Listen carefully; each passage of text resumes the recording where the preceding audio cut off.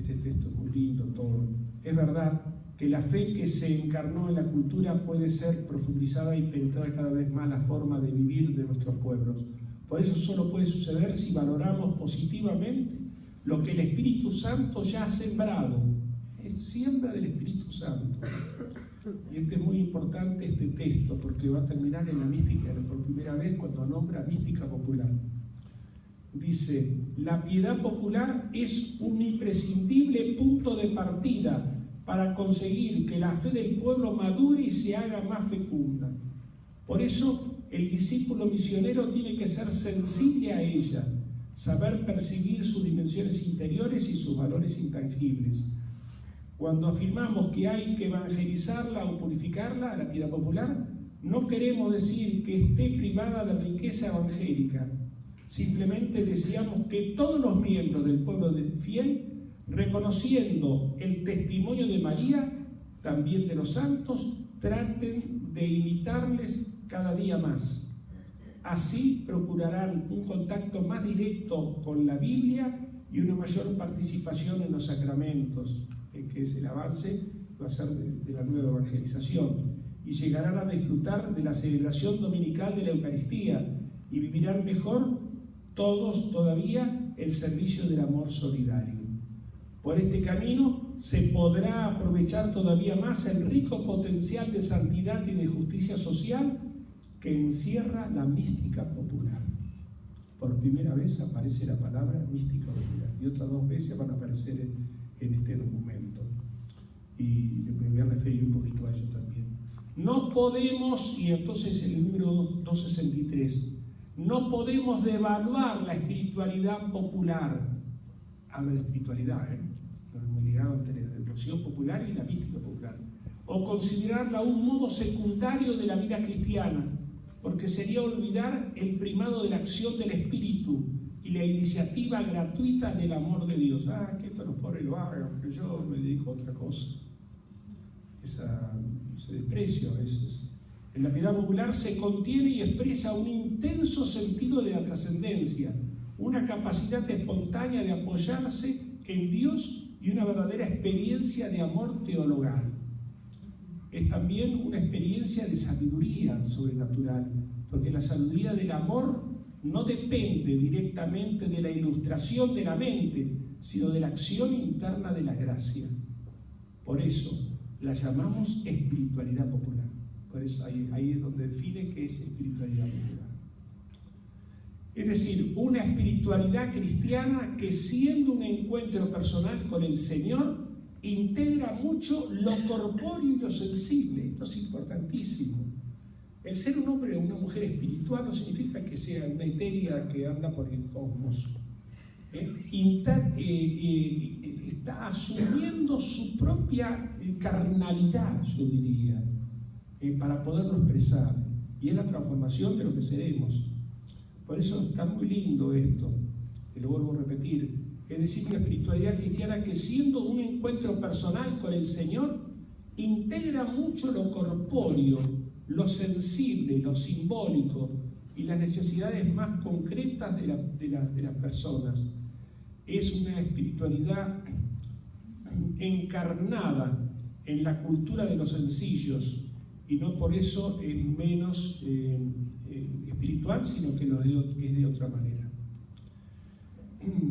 Y por eso es muy importante todo lo que lleve a una mayor internalización de esta piedad popular, donde no se separa la adhesión a Dios con el compromiso humano con el otro. No solamente en los sentimientos, sino luego en la acción social que uno hace en favor de ellos. Bueno, voy a dejar por ahí, porque si no, no tenemos tiempo. ¿Cuántos tenemos todavía para...? 4 o 5 minutos. 4 o 5 minutos más. Voy a introducir entonces el tema. Estaría ahora el texto, esto de Aparecida. Lo de el Evangelii Gaudium, que es el texto último del Papa del 13, toma todos estos temas, los retoma, como buen latinoamericano que es, y haber estado en Aparecida, y los introduce ahí para extenderlo al auditorio que ahora es universal, de todos los pueblos. Entonces voy a leer la mística en la tradición cristiana.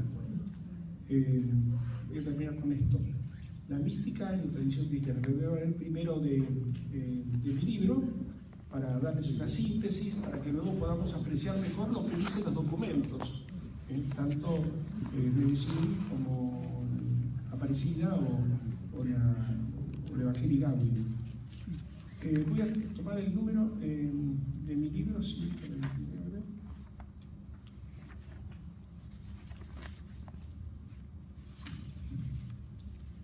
sus principales características. Quiero decirle, la palabra mística, no voy a hacer un estudio del origen, es una palabra griega, mística, del verbo miein, que significa el acto de encerrarse en uno mismo, cerrar los ojos y la boca para enterarse de un secreto y no divulgarlo. De ahí el carácter secreto íntimo de este acto. Por eso ya los paganos también tenían sus misterios, o sea que acudían a las cosas que no tenían acceso ellos para que se les pueda descubrir el misterio. En la Biblia no aparece la palabra mística como tal, pero aparecen los misterios. Los misterios ya son incorporados porque se formaron dentro del contexto griego también, no solamente judaico. Los misterios, lo místico.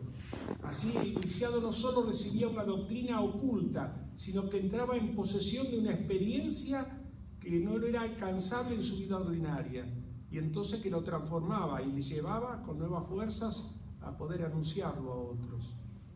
Entonces, la mística no es solamente un cerrarse a sí mismo, como la palabra mía en primer lugar lo decía, sino esas cosas ocultas, las cosas más profundas que uno tiene, que uno vive, que luego las comunica a los demás. Y dice, todo eso está en la historia, yo no voy a hacer repaso de toda la historia como en el Nuevo Testamento y luego en los padres de la Iglesia se desarrolló el concepto de mística en el monacato y todo, es muy interesante, toda esa cosa. Solamente me voy a referir a la parte más interesante, la perspectiva más personal, que nos habla un poquito de la expresión de lo que significa la mística popular. Voy a hablar páginas 60, 67.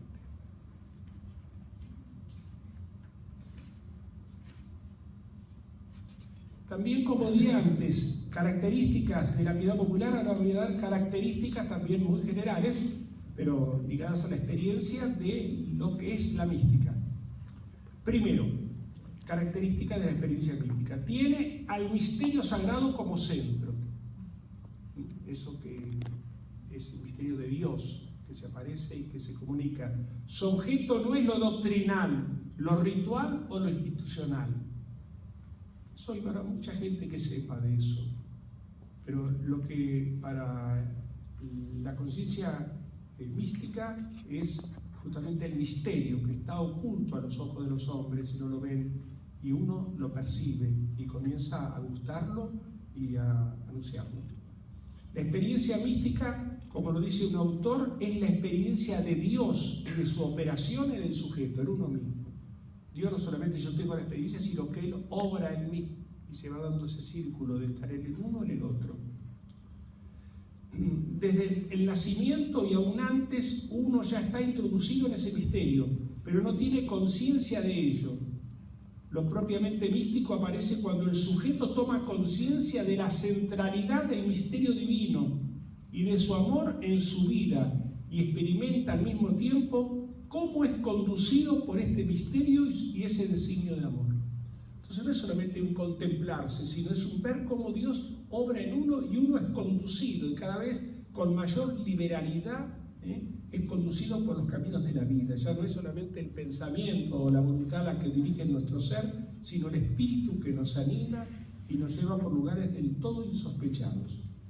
Segundo, la experiencia mística del misterio sagrado en su inmediatez es rica en vivencias que afectan a todos los niveles experienciales del sujeto, como son su sentir, su imaginar, conocer, recordar, pensar, razonar, juzgar, decidir, obrar. En la mística cristiana, la vivencia del amor que el misterio sagrado le comunica al sujeto es fundamental. Es lo céntrico, es el amor. Dice, estas vivencias producen también en el sujeto efectos fruitivos, efectos temporarios de exaltación, de goce, de transporte y otros consuelos que acompañan el amor, pero también al mismo tiempo hay a veces situaciones de soledad, Santa Rita, tuvo años de dificultades y oscuridades que a veces lo envuelven, pero de cual no pierde Dios su cercanía como para poder sentir que Él está a pesar de todo. Pero bueno, pero a veces no todo es exultación y consuelo. Tercero, la experiencia mística, aunque es temporal en su efectuación, repercute sin embargo sobre el sujeto en su vida ordinaria, tanto en lo social como en lo religioso. De nada valdría una piedad personal donde yo utilizo lo sagrado para salvarme a mí mismo, sino tiene que tener repercusiones que influyan luego en los demás. Tengo muchas experiencias sobre eso, bueno, pero lo voy a tener que dejar ahora. La experiencia de Abraham ya no será la misma después de su primera teofanía en Ur de Caldea, como la de Pablo después de Damasco. Sus vidas serán transformadas. Cuarto, esta experiencia es inefable y solo puede ser expresada en un lenguaje simbólico. Ahí es donde entra el lenguaje simbólico para expresar la experiencia de Dios. La experiencia, quinto, la experiencia mística lleva al sujeto a estados de conciencia no habituales en su vida ordinaria. La intencionalidad del sujeto se invierte, la intencionalidad, querer hacer algo. De activo se vuelve pasivo, pero en esta pasividad, o sea que siento la influencia del Señor que está en mí, pero esta pasividad adquiere nuevas virtualidades no avisoradas anteriormente. Es decir, que la presencia del Señor en mí me mueve el corazón y me permite hacer cosas que yo no había pensado, me hace más activo de lo que era antes. Ahora en la experiencia mística, en el misterio anteriormente sagrado, el que provoca al sujeto, lo acompaña, lo sostiene, lo destina. San Juan de la Cruz dirá, si el alma busca a Dios, mucho más lo busca el amado a ella. Es la experiencia de Moisés en la zarza, es la experiencia de Pablo en el camino a Damasco, y tantas experiencias nuestras que hemos tenido, que hemos sentido esos cambios de corazón para enfrentar una cosa a la cual estamos destinados. Sexto, la experiencia mística cristiana siempre aparece como una relación interpersonal entre el sujeto de la experiencia y el misterio divino que se revela a ella. Esas son las experiencias, por ejemplo, de San Ignacio de Loyola. La mística trinitaria, él se relacionaba con Dios, con el Padre, y por momentos se sentía inclinado al Hijo y por momentos al Espíritu, y así iba como navegando entre las personas divinas, ¿no es cierto? Siendo un hombre que era iletrado en aquel entonces cuando tuvo las experiencias de Manresa.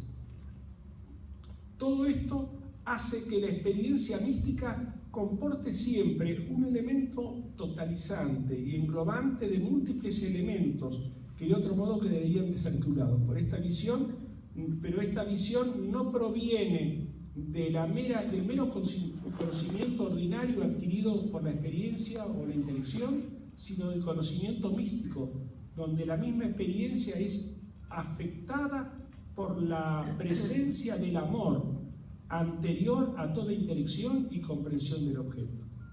Octavo, a ver si termino un poquito.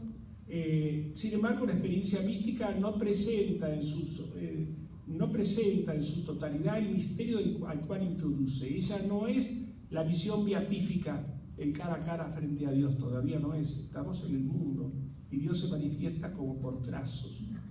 Así la vivieron los grandes místicos, como un Gregorio de Niza, un San Buenaventura, un San Juan de la Cruz, una Rita de Casia. Noveno, la experiencia mística tiene un rasgo de simplicidad y de sencillez. A medida que en el sujeto avanza la conducción del espíritu, se hace más presente, la vida de oración se hace menos discursiva y se simplifica a una atención amorosa. Entonces no es necesario multiplicar las palabras, nada. Uno puede estar en silencio y